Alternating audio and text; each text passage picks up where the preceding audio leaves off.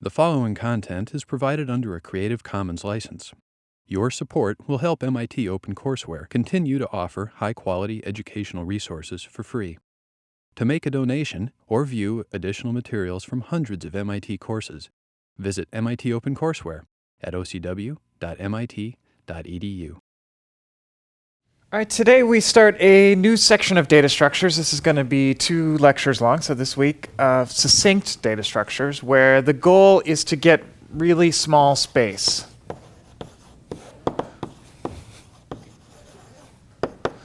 And first thing to do is to define what small means. Most succinct data structures are also static, although there are a few that are dynamic. We'll be focusing here on static data structures. And so, in general, the name of the game is taking a data structure that you're familiar with. We're going to talk about essentially 2 today. One is binary tries, which has a killer application of doing binary suffix trees in particular. So it could be a compressed trie, whatever. But we'll assume here the alphabet is binary. A lot of this has been generalized to larger alphabets. I'll tell you a little bit about that. But to keep it simple in lecture, I'm going to stick to binary alphabet.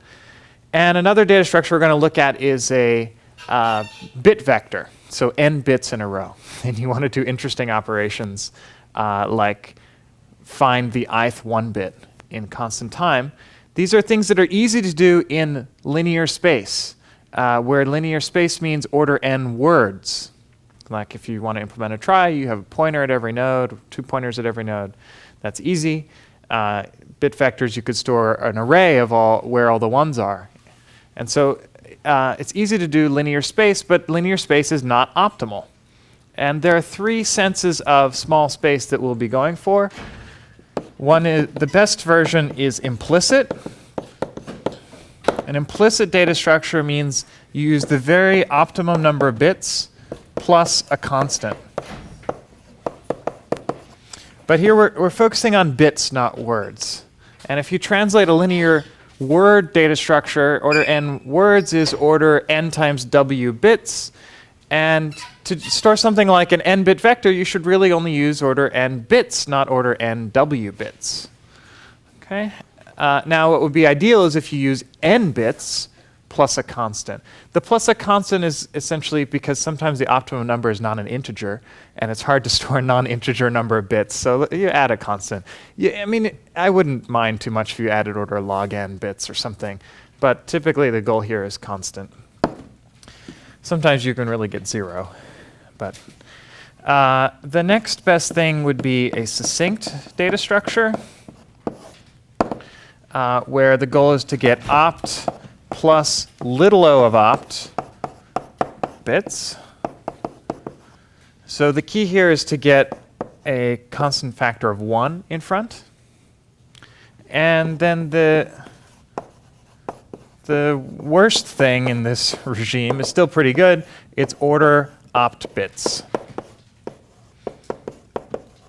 So for example, if you're storing an n-bit vector, if you use order n bits, that's still better than order nw bits. Usually compact is a savings of at least a factor of w over what you'd normally call a linear space data structure. So this is the big savings, factor w. But there's a constant here. Sometimes you like to get rid of that constant, make it 1. And it's not so bad if you have, say, another, I don't know, square root of n or something, little o of n bits of extra space. But of course, the ideal would be to have no extra space, and that's implicit.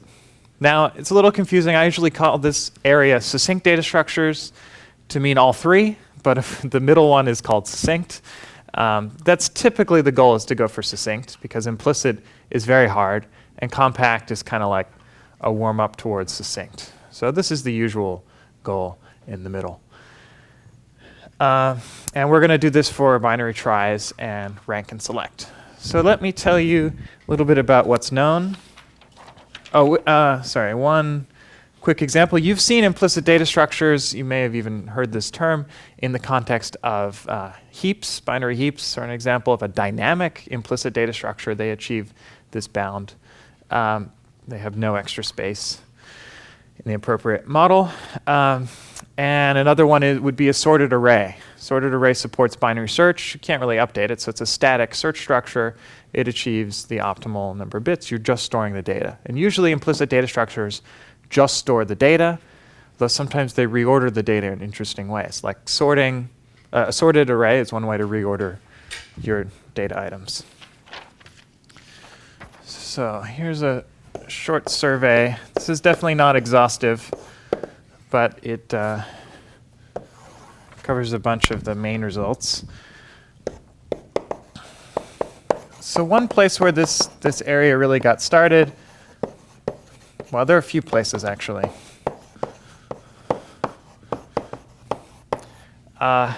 My academic father, one of my PhD advisors, Ian Monroe, is sort of one of the fathers of this field, and he started looking at succinct data structures at the very early days. And one of the problems he worked on was dynamic search trees. So if you want to do static search trees, you can just store the items in a sorted array, easy log n search, no extra space. What if you want to do inserts and deletes, also in log n time per operation, just like a regular search tree, but you want to do it implicitly?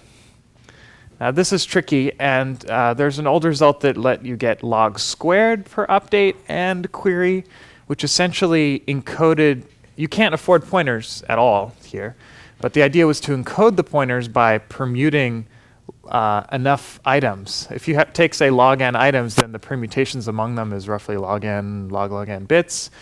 And so you could encode bits by just permuting pairs of items. And so you could read a pointer in like log n operations, you end up with log squared. And then Ian Monroe got down to a little bit less than log squared. And then there was a series of improvements over the last several years. And the final result is log n, worst case, insert, delete, and predecessor.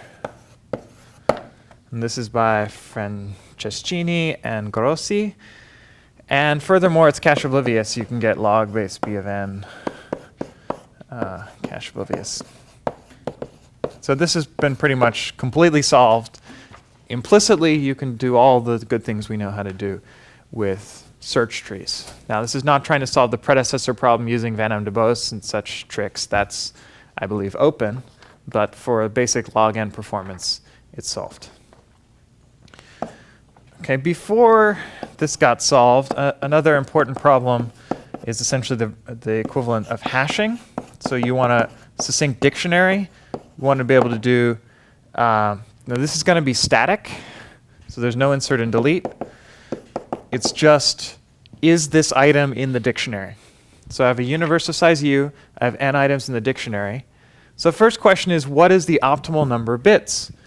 And this is actually usually very easy to compute. You just take what are the set of possible structures you're trying to represent, which is n items out of a universal size U. How many different ways are there to have n items in a universal size U?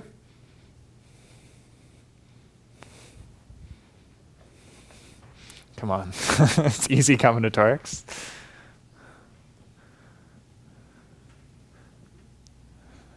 Somebody? Log U of n. Log U of... Sorry. That's how many bits you'll need. Yeah, log U choose n is the number of bits you'll need. The number of different possibilities is U choose n. You take log base 2 of that, that's how many bits you'll need to represent this. Now, this is not necessarily an integer, because it's got a log. That's why we would have plus order 1 if we were doing implicit. It's not known how to do implicit. It's known how to do succinct. So this is going to be plus little o of that thing. And actually, I have the explicit bound. Ooh, eraser.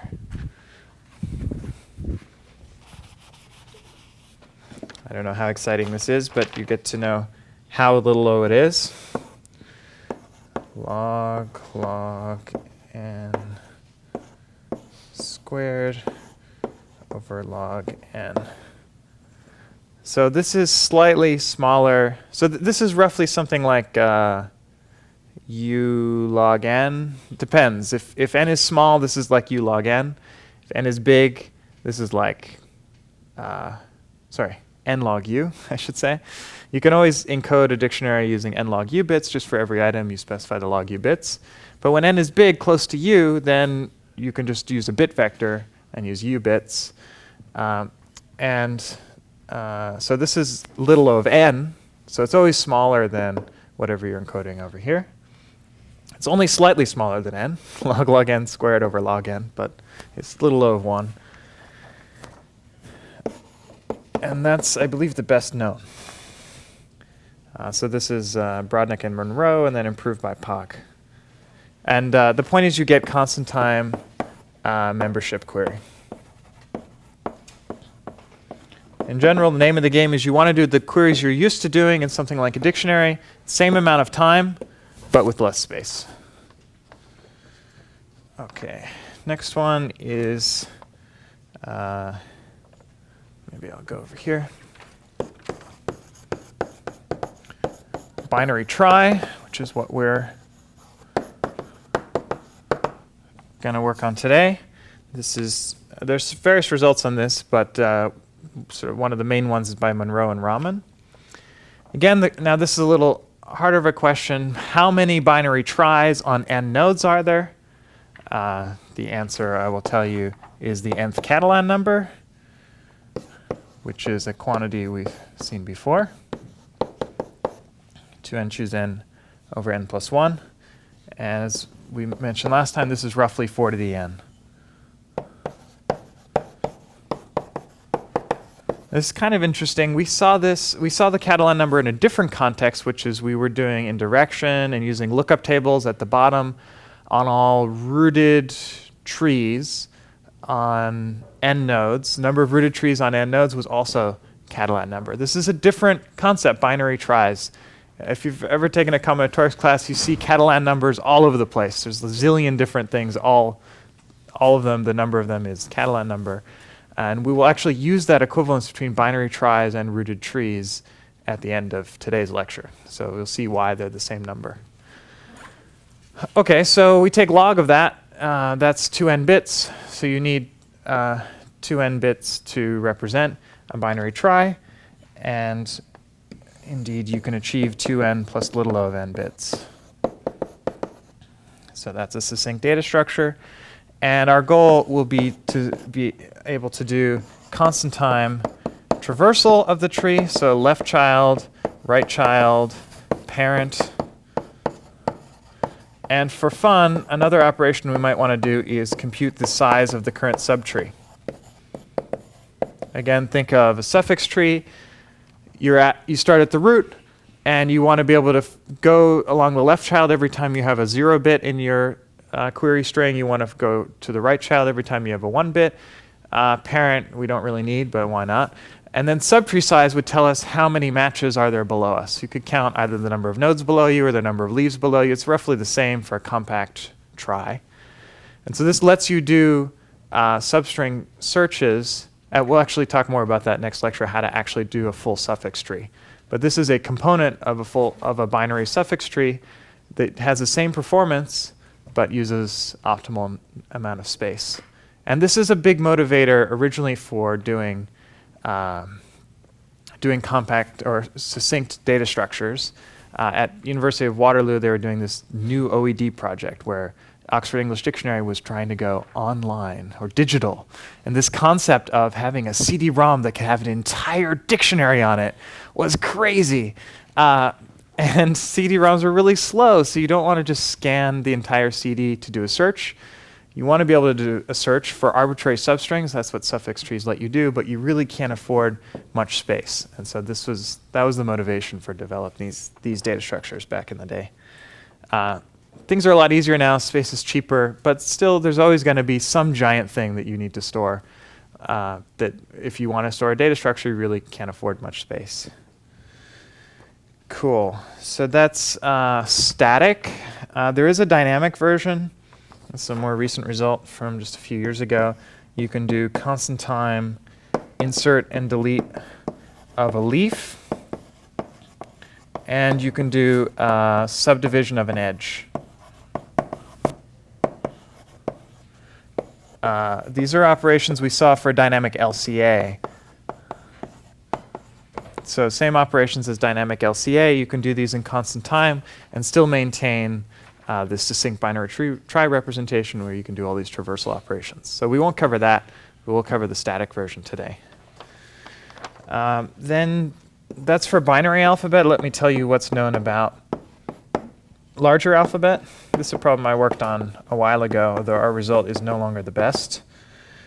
So here, it's a little complicated, but the number of tries, number of k-array tries, so k is now the size of the alphabet, is kn plus 1 choose n over kn plus 1. And so it's succinct, meaning we can achieve log of that plus little o of that bits. And the queries we can achieve are constant time, child with label I.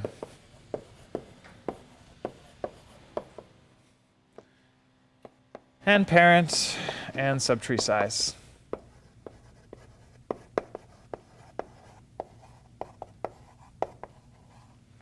So we can do all the things we were able to do before.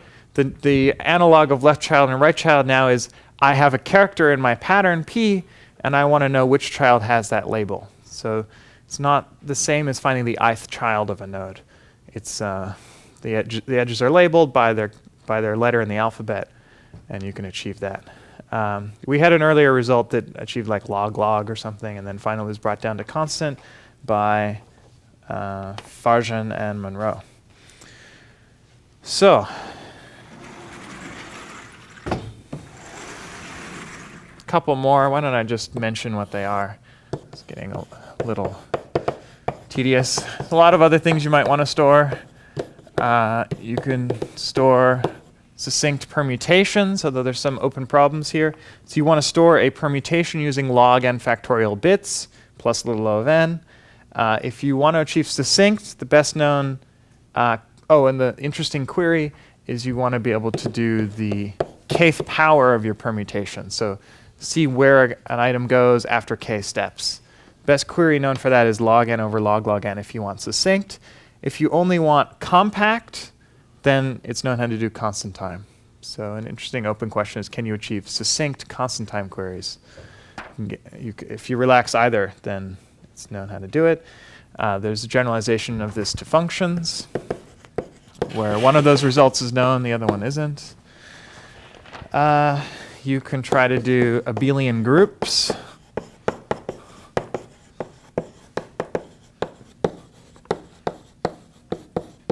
There are finite abelian groups. There aren't too many different ones, and you can represent an entire abelian group on n items using log n bits, which is pretty crazy, order log n bits.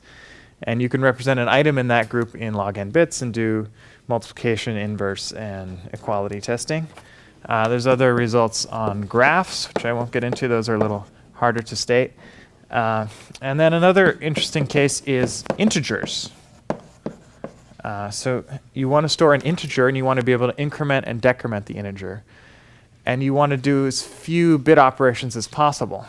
Worst case, for example, if you have lots of ones in your bit string, you do an increment, you don't want to pay linear cost, linear number of bit updates to do it.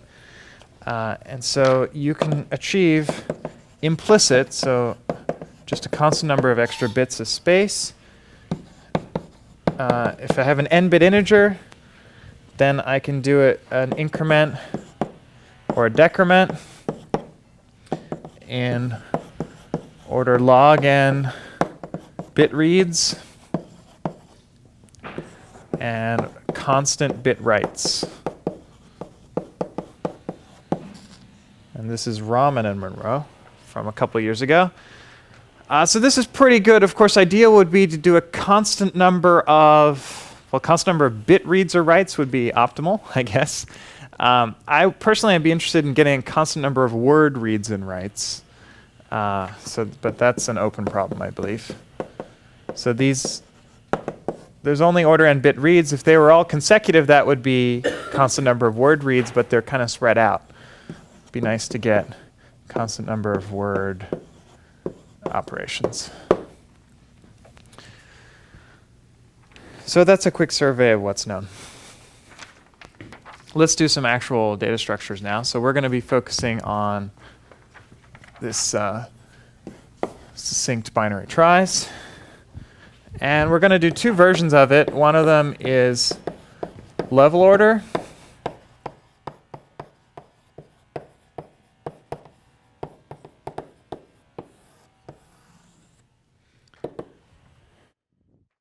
And the other will use a balanced parenthesis representation. So let's start with the level order one. This is very easy.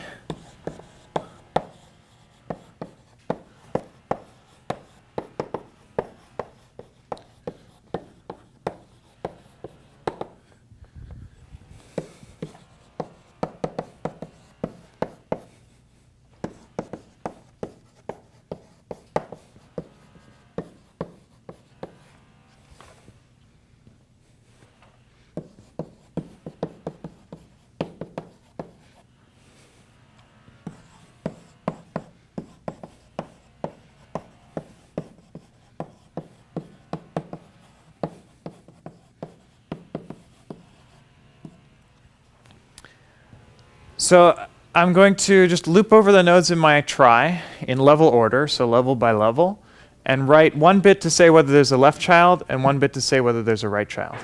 Let's do a little example.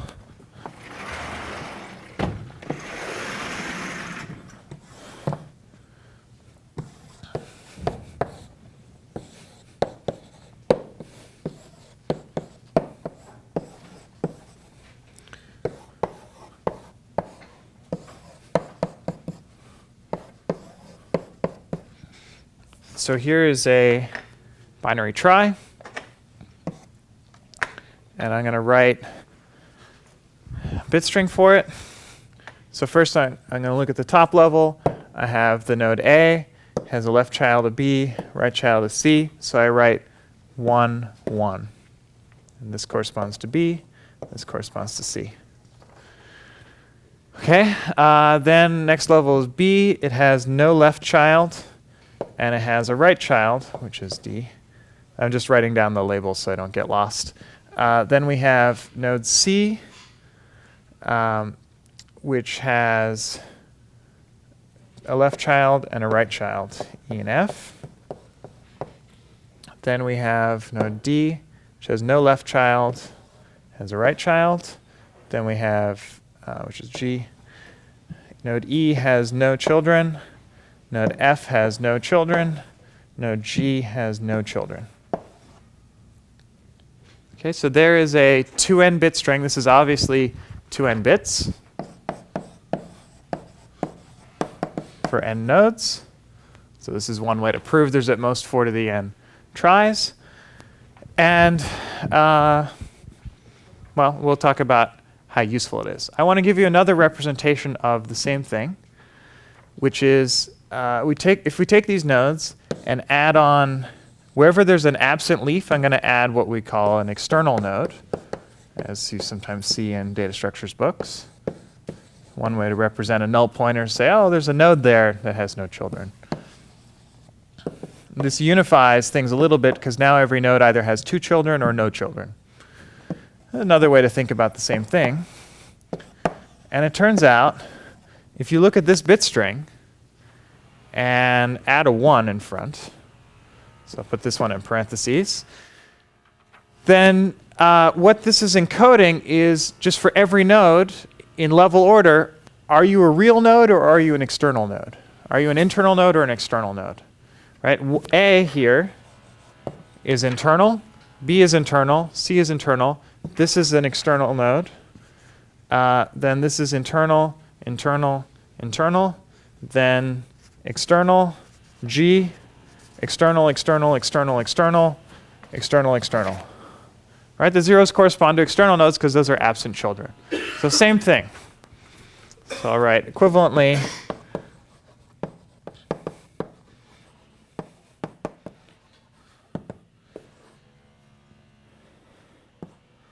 one equals an internal node, and 0 equals an external node.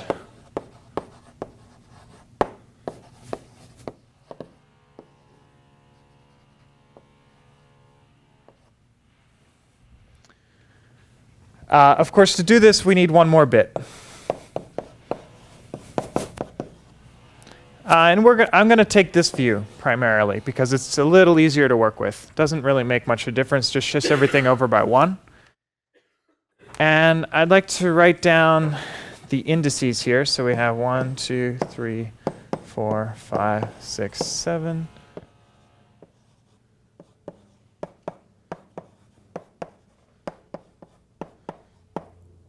Into this array. Because now our challenge is, all right, great, we've represented a binary trie, but we want to be able to do constant time, left child, right child, parent. We're not going to be able to do subtree size. Level order is really not good for subtree size. But left child, right child, and parent we can do in constant time. And the reason we can do it in constant time is because there's a nice lemma, kind of analogous to binary heaps.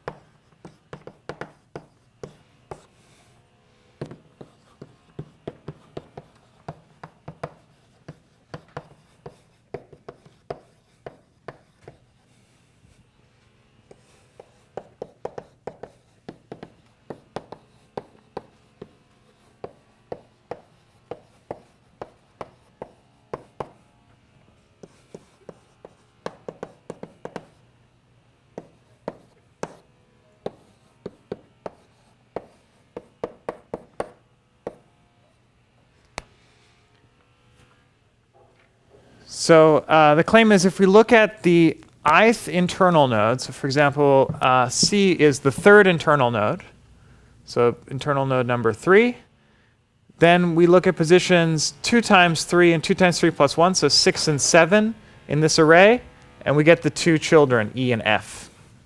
So that works, 6 and 7 are E and F.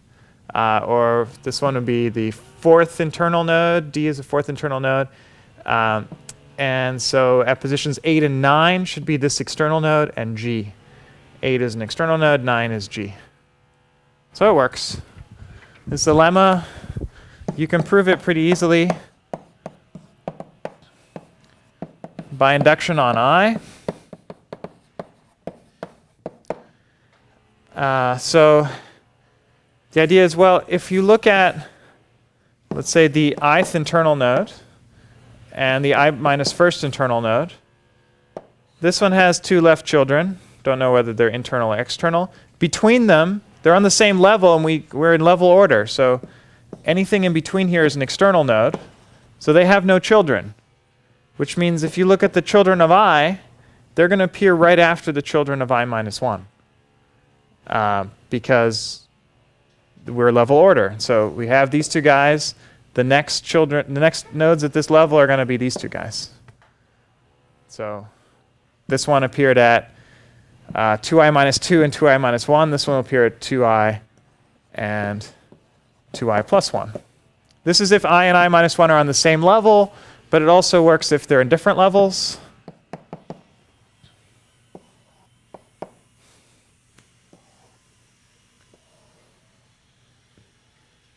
So if I minus 1 is the last node on its level, again, it's going to have 2 children here, which will be the last nodes on this level. And then right after that will come the children of I, again at position 2i and 2i plus 1. Okay, so that's essentially the proof that this works out. There's lots of ways to see why this is true, but I think I'll leave it at that.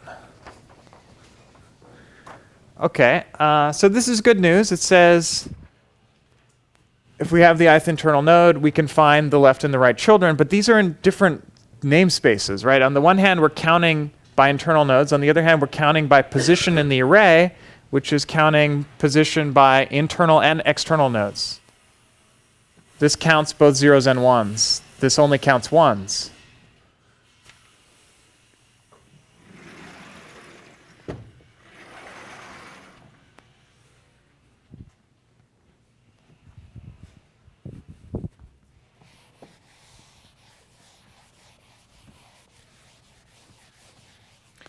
So we need a mechanism for translating between those 2 worlds, between translating between indices that only count ones and indices that count zeros and ones. And this is the idea of rank and select.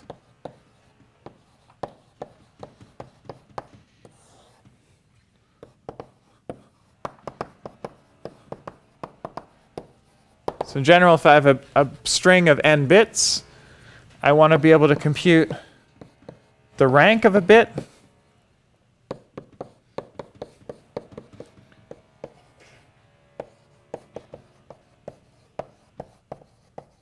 which is the number of ones at or before position I. So I'm given a position like 6, and I want to know how many ones are there up to 6, which would be 5 in the full array here. Or I'm given a query like 8. Number of ones is 6 up to position 8. And then the inverse of rank is select, which gives you the position of the jth 1 bit. So this lets you translate between these two worlds of counting just the ones, which is rank, and or going to the jth 1 bit, that's select.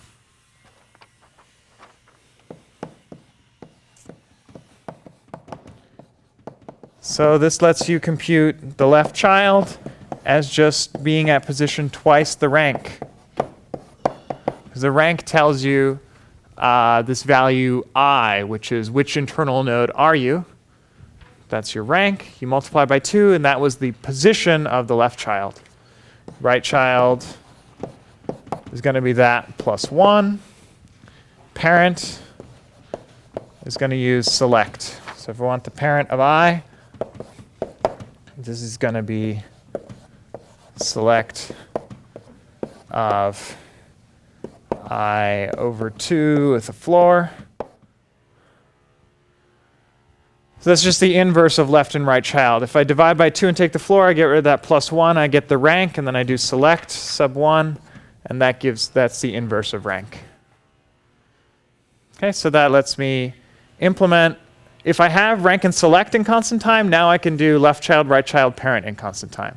The remaining challenge is how do I do rank and select? And that's what we're going to do next. Any questions about that before we go on? All right. So now we do real data structures. This is going to be some integer data structures, some fun stuff. It's going to use some techniques we know, but in a different setting, because now our goal is to really minimize space. We're going to use indirection and lookup tables in a new kind of way.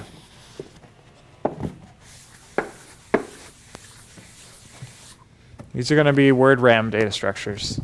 I want to do both rank and select in constant time. And the amount of space I have is little of n. I want succinct. I'm going to store the bit vector. So then, in addition to the bit vector, all I'm allowed for rank and select is little o of n space. That's the cool part. So rank is one of the first succinct data structures. It's by Jacobson, 1989.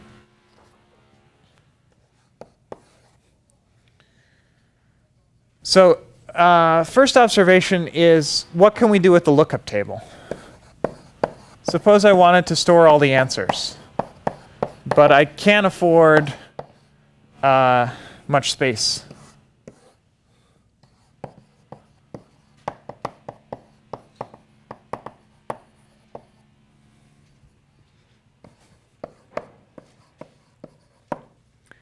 Well, if I had, let's do sort of a worksheet. If I had space x, or if I looked at all bit strings of length x, and then I wanted to store them, that's going to cost, or store a lookup table for each of them.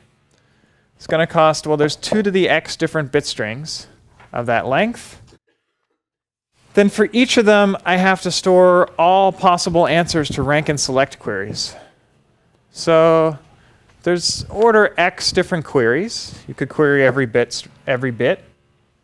And then for each of them, I have to write down an answer. So this is going to be log x bits, because the answer is a value between 0 and x minus 1, so it takes log x bits to write it down.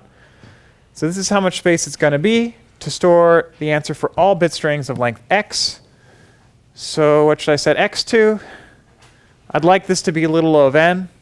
So anything that's a little bit less than log n is going to be OK. And in particular, half log n is a good enough choice.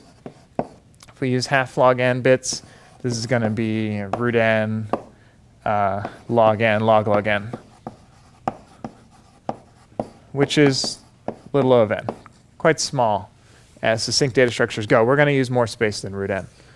The point is, if we could get down to bit strings of logarithmic size, we'd be done. But we have a bit string of linear size. So how do we reduce it? Something like indirection.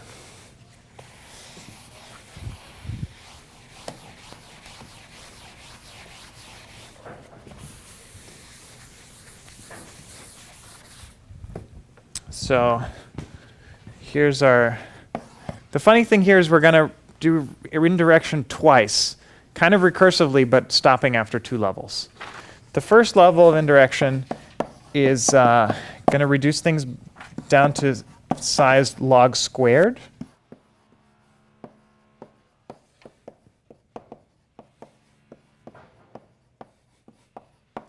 So we're going to take our n-bit string, divide into chunks of size log squared n. So there's n over log squared n chunks.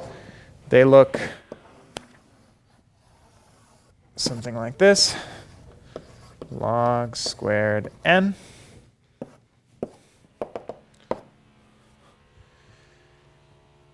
And the idea is, right now we're trying to just do rank.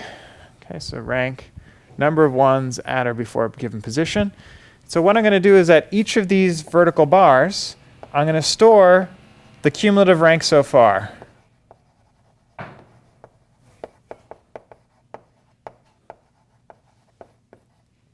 Okay. Why log squared? Basically because this is what I can afford. To store that cumulative rank is log n bits. Could be, I mean, this rank is going to get very big. By the end, it'll have most of the 1 bits. So it could be potentially linear. So I'm going to need log n bits to write that down. But how many of these vertical bars are there? Well, only n over log squared n of them. So I have n over log squared n. Things I need to write down. Each of them is log n bits.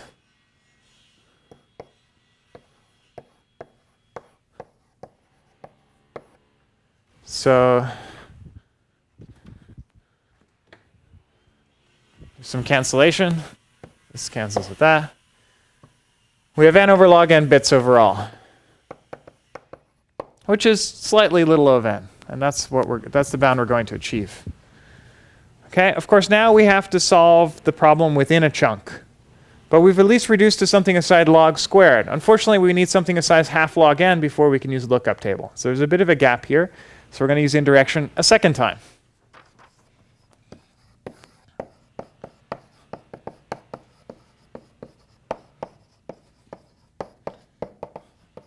This time we can go all the way to half log n.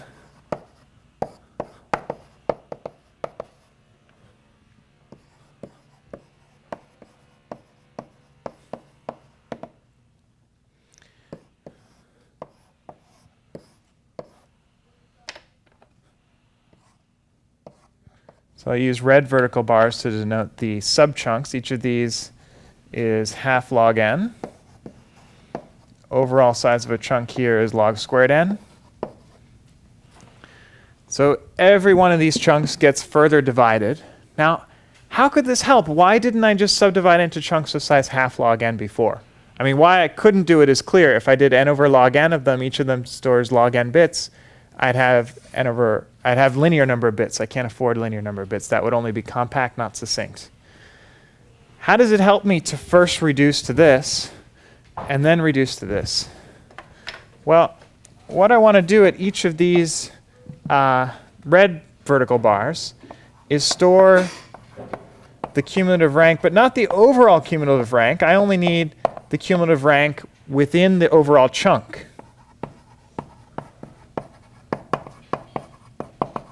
not relative to the entire array. Okay, why does that help me?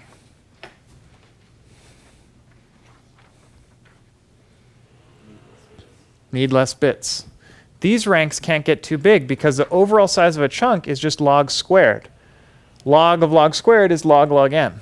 So I only need log log n bits to write down those cumulative ranks. And so total size here is going to be n over log n times log log n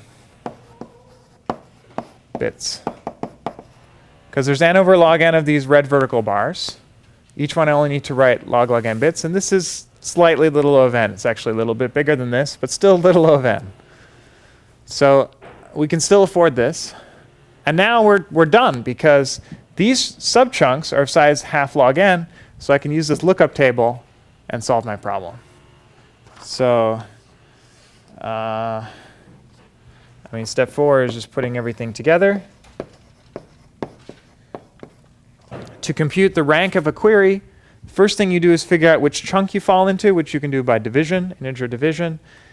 These things are stored in an array, so you just compute what is that cumulative rank.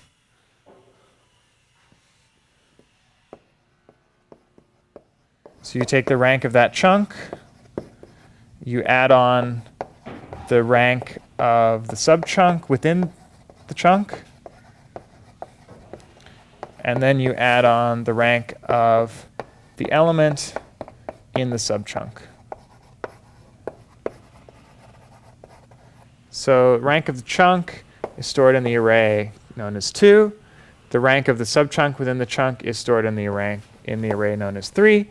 And then to compute the rank of the element in the subchunk, you use the lookup table, which is essentially telling you for every possible subchunk what the answers are. So 3 times a constant is a constant. And we get rank, constant time, and n log log n over log n space. If you're concerned that n times log log n over log n is not very sublinear, you can do a little bit better using fancier tricks.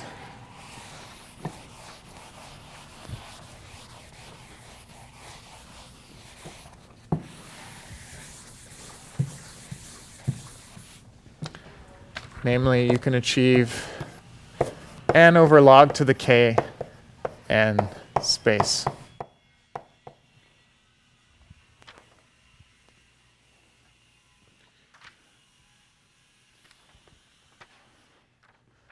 This is a result of Petrashku from 2008. I'm not going to go into how it's done, but if you're interested, it's a little bit less. It would be nice to do better, but my guess is there should be a lower bound that with constant, so this is for any constant k. It would be nice to do better, like a square root of n or something, but my guess is there's a matching lower bound. I don't think that's known. Okay, so that was rank. Our next challenge is to do select, the inverse. And select is a little bit harder, I would say. Don't have a great intuition why, but it is.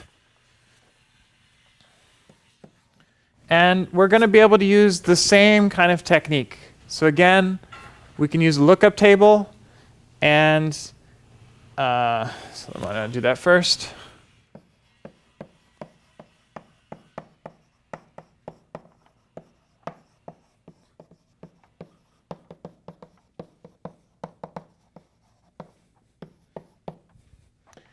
So just like before, if we have bit strings of length at most half log n, then we're only going to need something like root n space. It's root n, again, times log n, log n space.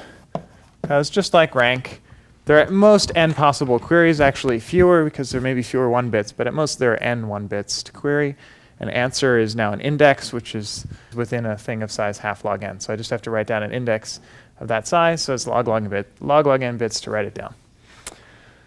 Cool. So that's the same. Now the challenge is about getting down to half log n bits. We're going to use the same technique of 2 levels of indirection. but they work differently. There's an extra thing we need to deal with in select. There will be two cases depending on whether your array has lots of ones or not so many ones. And those two cases can vary throughout the string. So what we do, first of all, is so maybe I'll go over here. I'll stick here. Whatever.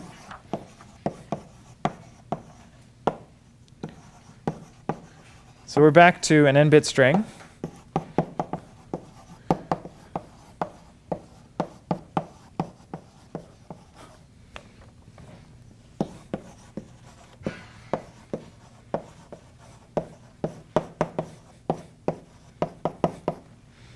So we're looking at, we want the analog of this structure of chunks. Now we can't just say, oh, take the bit string, divide it into chunks of equal size, because then given a query, we want to do select of j. We need to know where which of these chunks j belongs to. So instead of making them equal size, we're going to make them have an equal number of 1 bits. So then we can just take j, divide by the size of these chunks, which is log n log log n. You could probably do log squared as well, but log n log log n is a slightly better choice. And so we just divide every log n log log n 1 bit, put a vertical bar. That way, given j, we divide by this thing, take floor. That tells us which chunk we belong to. Okay, so it's different, decomposing by 1 space instead of 0, 1 space.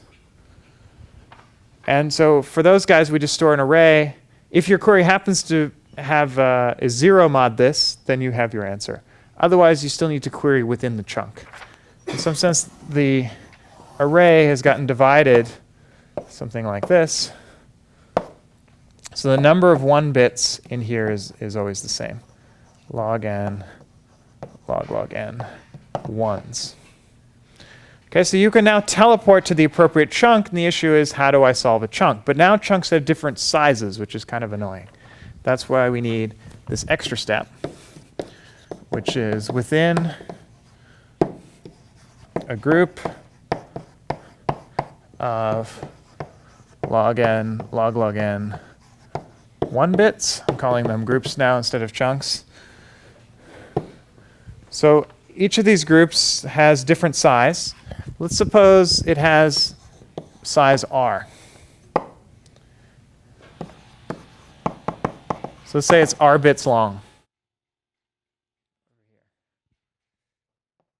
Okay, r is going to be different for each chunk, but we'll do this for every chunk, every group. Then there's two cases. If r is big, we're done. How big? Well, if it's at least the square of the number of 1 bits, that means it's very sparse. Only square root of the bits are 1s, the rest are all 0s.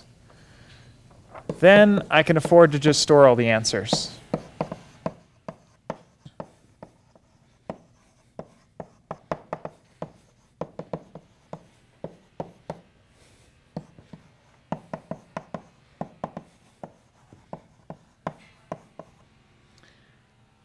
I'm just going to store a lookup table of all the answers if it's very sparse, because then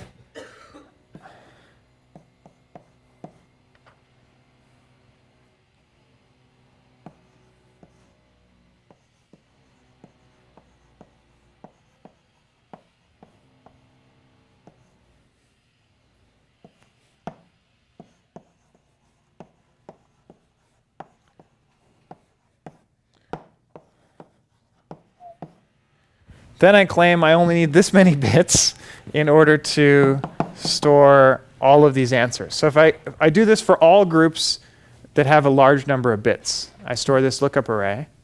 How many, if I sum up the sizes of all these arrays, how much do I pay?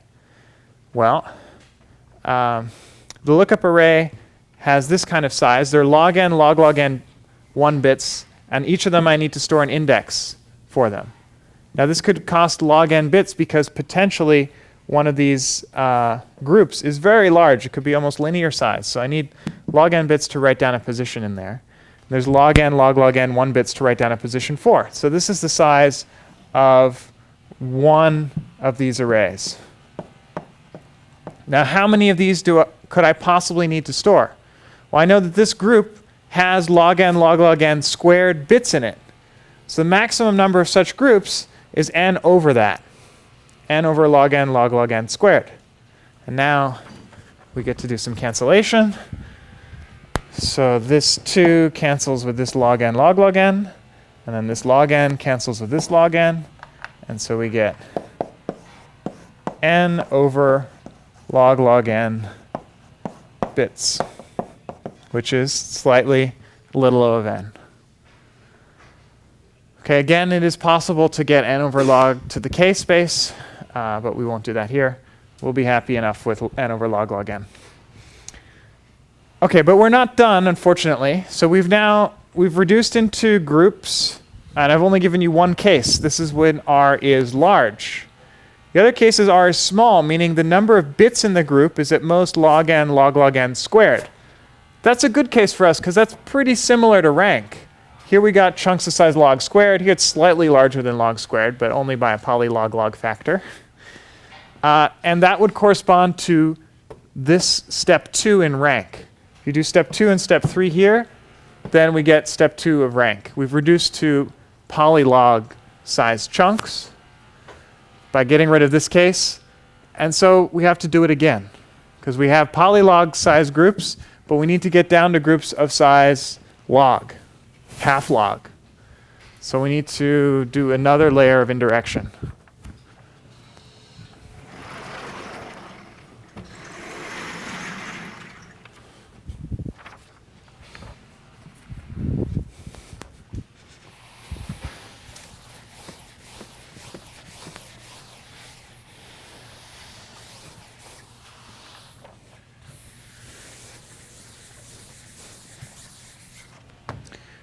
So we get to do steps 2 and 3 again.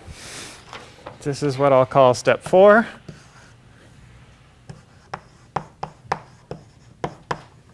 Repeat steps 2 and 3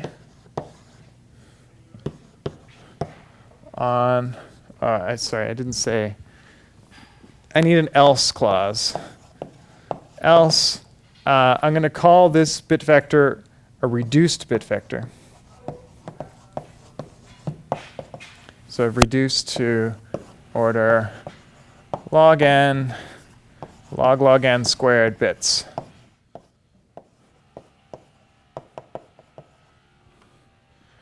And so step 4 is on all reduced strings, all reduced bit strings.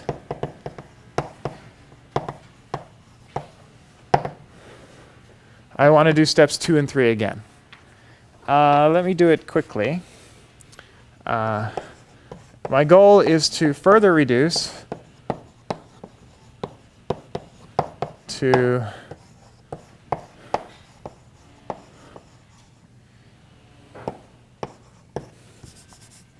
polylog n.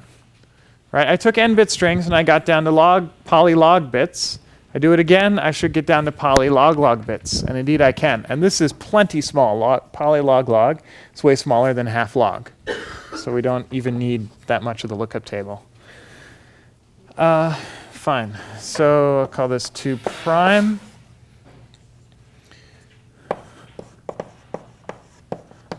I want to make this explicit because they are slightly different. Because now everything's relative to this, or to the reduced string, which is polylog.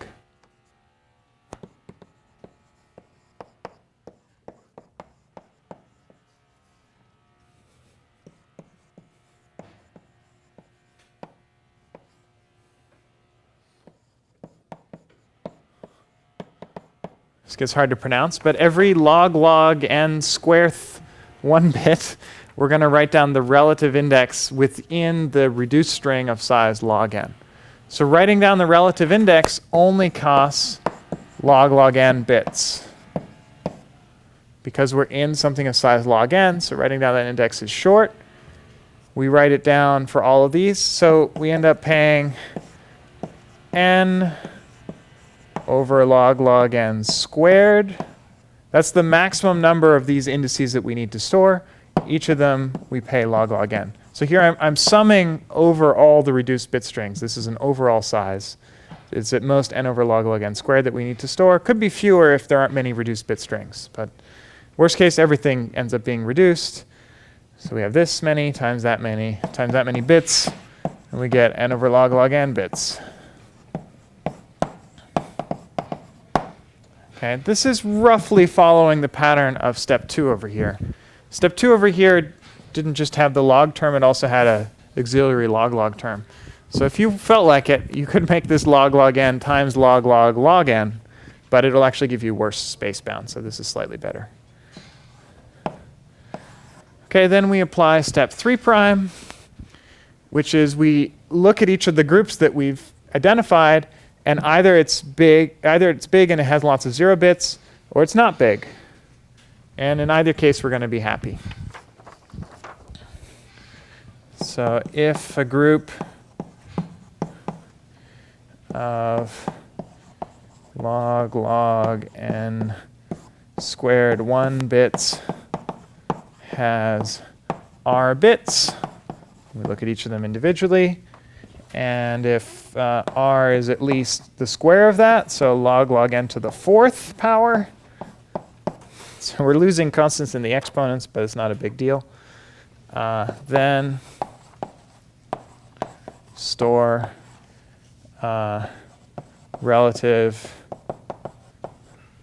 store all the answers, but now as relative indices.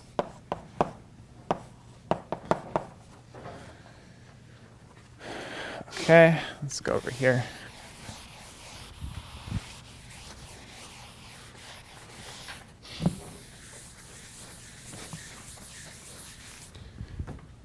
So how much do these relative indices cost? Again, it's at most order log n bits.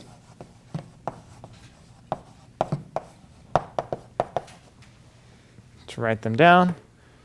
We don't know that a group is any smaller than log n, but it's at most the original size of log n. It's only log n bits to write each of them down. And now we get to say, oh, well, we had to write down log n squared 1 bits, but this could only happen n over log n to the 4th many times.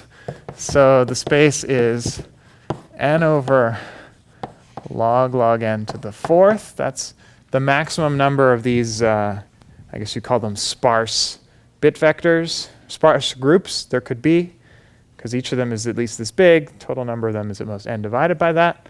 For each of them, we have to write down log n squared, different indices for our array, and each of those indices costs log n bits to write down. So this is log n to the 3rd power. This is log n to the 4th power. So again, this is n over log n. You can tell I've tuned all of these numbers to come out to n over log n bits. Okay.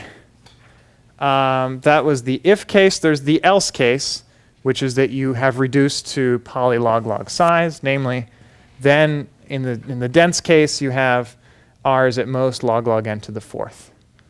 So at this point, else you are further reduced.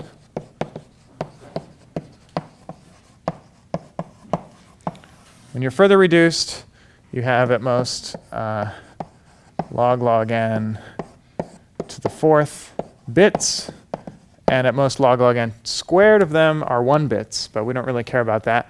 Once we're down to a bit vector of polylog size, we can use our lookup table, and we're done.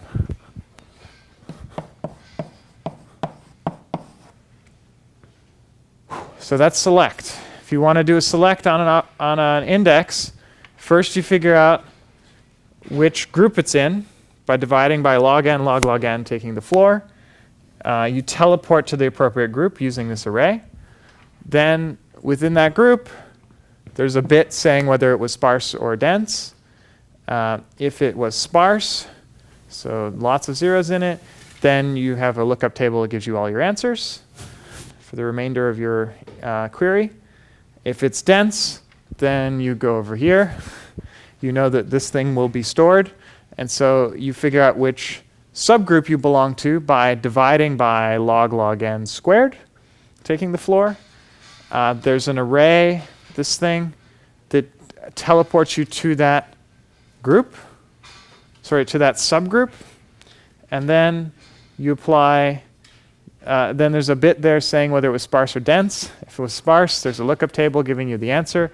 If it was dense, there's an index into the number 1 lookup table that tells you what this bit string is, because there's only log n to the 4th bits. So just by, in fact, that is the index. Just what those bits are lets you look up into this table and solve your query in constant time. In all cases, constant time. But here's a little bit more branching, depending on the situation. Now, as I said, select is a little more complicated than rank, but in the end, constant time, little o of n space, n over log n, which can again be improved by Petrashku and n over log to the k, and for any constant k. Question? Can you just quickly remind us how the 2 and 3 changed on the second recursion? Okay, how did 2 and 3 change? You don't actually really need to change them. The big change is that you're storing only relative indices, not indices. So before, we were storing an array of indices of every log nth 1 bit. These were global pointers.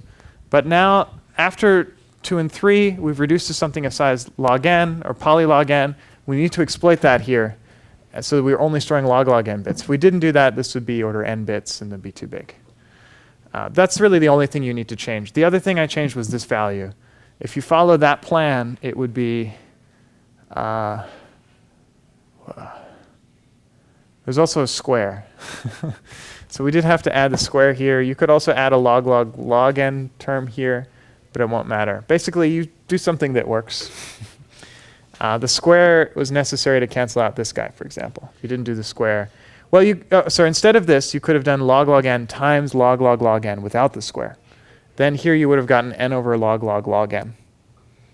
So you could have followed the same pattern. You just get a slightly worse space bound. I tuned it here. Here we could not have afforded to go to log squared, if I recall correctly, though you can check that. Maybe it's a good PSET question. There's lots of choices that work here, but this is the one I find the cleanest that gets a decent bound. Not the best bound, but reasonable. Other questions? I think that's all that I changed. The sparsity definition was still a squared thing. So it was squared over here, and it was squared over here. It's just the thing we were squaring was a little different.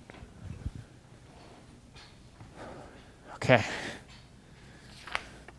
One more thing I want to talk about. So at this point, we just finished this level order representation of binary tries.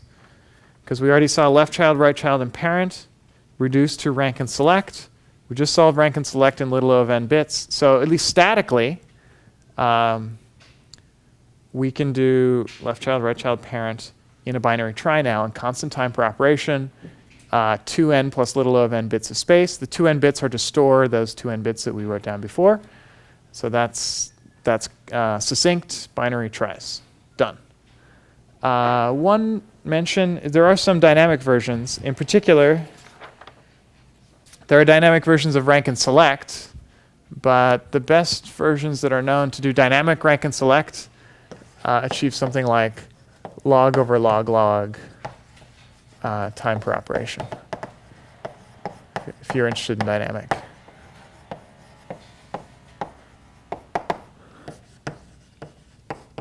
So this is kind of annoying. If you want to go to dynamic, either you pay more time or you don't use rank and select. But I'm not going to worry too much about dynamic. Stick to rank and select. But there's one more thing on this list, which is a different way to do succinct binary tries. And this different way is going to be more powerful, more useful for things like suffix trees, which is what we're going to do next class. So I want to tell you a little bit about this. The level order representation is kind of like a warm-up. It motivates rank and select. But it does not let us do subtree size. Subtree size would be nice to do, because you care about how many matches you have after you do a search down a suffix tree. Level order just ain't going to cut it for that. So we're going to use different representation. We're still going to use rank and select a lot, and generalized forms of rank and select.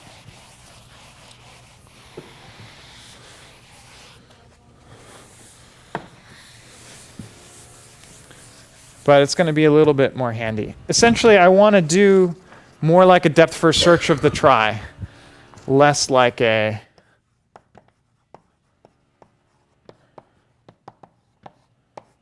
less level order, so more depth first. Okay, here's our friend, the binary trie.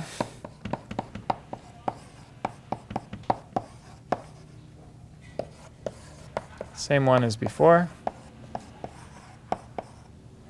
We had our binary representation of it. I'm not going to draw that here. First thing I want to do is say, hey, look, this is the same thing as a rooted ordered tree. I already mentioned that there's the same number of them. There's Catalan of these, and there's Catalan of these. So a rooted ordered tree has a node, it has some number of children, and then more nodes. The children are ordered, but they don't have labels on them. So it's a tree, not a trie. Okay. So I claim these two things are equivalent, and there's a nice combinatorial bijection between them, which you may have seen before. It's kind of a classic, but here we're going to use it for handy stuff. Basically, so binary tries distinguish between left and right. Rooted ordered trees do not. They just have order. So to clean that up, I'm going to look at the right spine of the trie, distinguish that because right and left make a difference here, and then recurse. So this is the right spine of down here. This is the right spine of this subtree. Now every node lives in some right spine. And then I'm just going to rotate 45 degrees counterclockwise. So I have AEG. That's my first right spine. I'm going to think of them as children of a new root node. And then they have children below that which correspond to the right spines that hang below. So A, for example, has this right spine BCD. So we have BCD here. E has a right spine of F hanging off of it. G has no right spine hanging off of it. So you need to prove that this is a real bijection. Every binary trie can be so converted into a rooted ordered tree, and it's unique. So if it's different over here, it'll be different over here. And you can convert backwards as well if you just delete the superroot and turn all the children into a right spine or recurse. They're really the same thing. This is why there's Catalan of each of them. Okay. Now, what I'd really like to get to is balanced parentheses.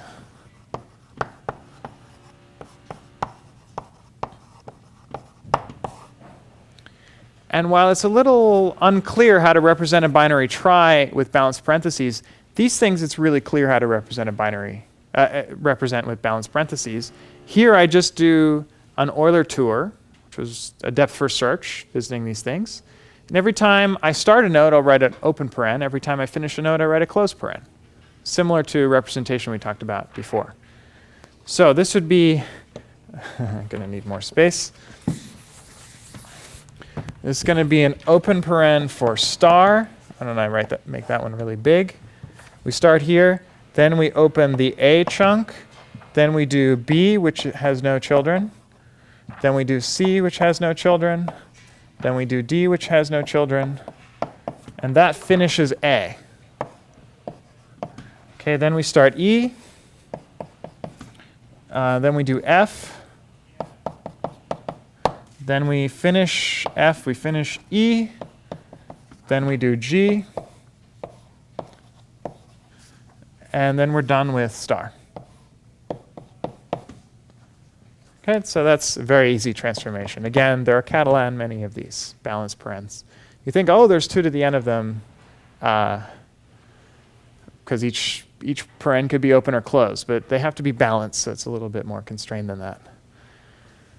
And so it ends up being Catalan of n over 2 if there's n parens. Because there's 2 parens here for every node over here. This is going to be our bit string. Open parens are 0s, closed parens are 1s. This has roughly 2n bits, 2n plus 2, I guess, for the star, relative to this n.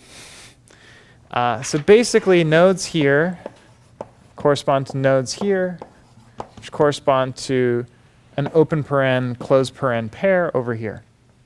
Now we can't afford to store these labels. Those are just guidelines to think about what you need. So let's think about, there are three things we really want here: left child, right child, and parent.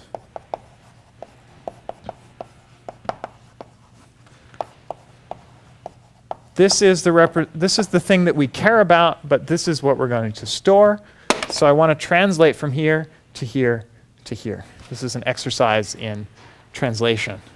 So what does a left child mean here? Left child over here corresponds to, well, I guess it goes, in general, the left child goes to this branch, which is like all of these children pointers from A. But really, if you follow the left child, you get to B, not any of the other things on the right spine. You always get to the top of the right spine. Top of the right spine is the leftmost node in the spine here. In other words, it is the first child of a node. First child of a node, if there is one, is going to be the left child over here. Right child is like following the spine. That's like going this way. So right child is what I would call next sibling.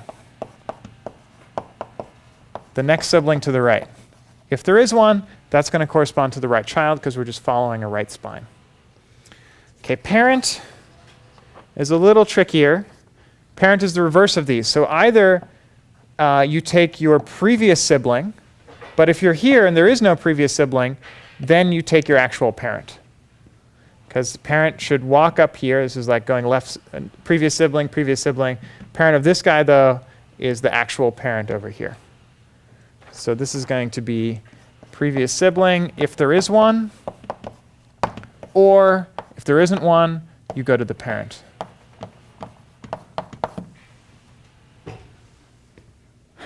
Okay, so that's the easy translation. Now we need to convert these pictures into balanced parentheses pictures, which is also going to be easy in itself, but the jump all the way from binary tries to balanced parens would be pretty confusing. So that's why we have this intermediate step. So we want first child here. If I have a paren, like look, I'm looking at A. So A corresponds to this paren and this paren. I'm going to represent the node, let's say, by the first paren. Then the first child is just the very next character. Right? You put the first child right after that open paren. So this is really the next character. If we want to find the first child, this is if it's an open paren. It could be the very next, like if you're doing B, the very next character is a closed paren. That means there are no children. Okay, but that's how you can tell whether there's a child. If there's an open paren right after your open paren, that's your next child. That's your first child, I should say. Now, what about next sibling? So let's say, again, I'm at A, and I want to know the next sibling. Next sibling is E. So that's like I go to the closed paren for A, and then I go to the next character. So this would be go to the closed paren for where you are right now, and then go to the next character. This is, again, if it's an open paren. If it's a closed paren, then you have no next sibling. So again, you can tell whether this operation fails. What we need is an operation given a bit string representing balanced parentheses, and given a query position of a left paren, I need to know what is the matching right paren. And I'll just wave my hands and claim that can be done with the same techniques as rank and select. It's not easy. It's quite a bit harder, but you do enough of these recursions, eventually you can solve it. Okay, last operation is parent over here, which corresponds to previous sibling, or parent over here, which corresponds to, there are two cases. We want to move backwards, so here we're always ending with next character. So the first thing we do is go to the previous character.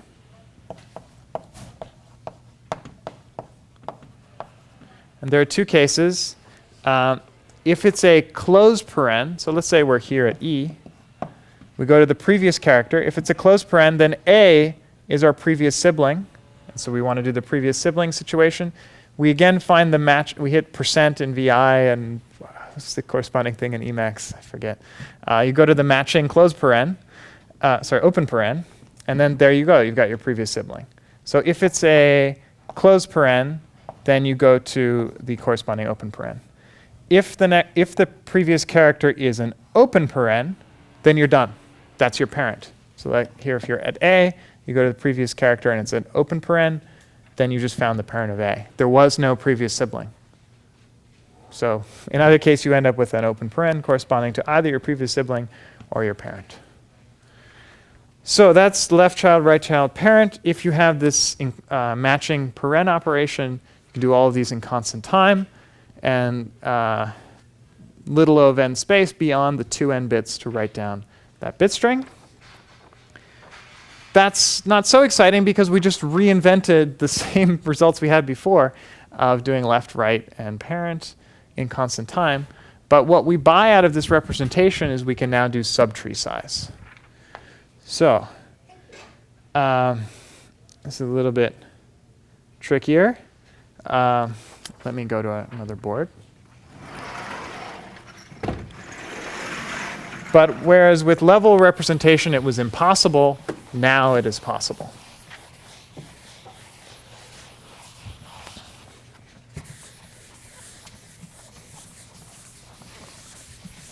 And we're going to use subtree size, I think, next class when we do compact suffix trees. So subtree size is what we want in the binary trie. In the rooted order tree, it's a little tricky because subtrees no longer correspond to subtrees. For example, the subtree of C consists of this subtree and this subtree. So it's really C. Over here it's C and all of its right siblings. So this is size of the node plus size of right siblings, however many you have. Okay, so in the rooted order tree, it's actually kind of messy. Turns out in the balanced parenthesis, it's pretty clean because all your right siblings correspond to paren groups that just follow each other. And you want to know, so these are a bunch of siblings here, varying size. And we're given, say, this sibling. We want to know for this sibling up to all the ones to the right. So there's an enclosing parenthesis here for our parent in this representation. We want to know the length of these. So it's just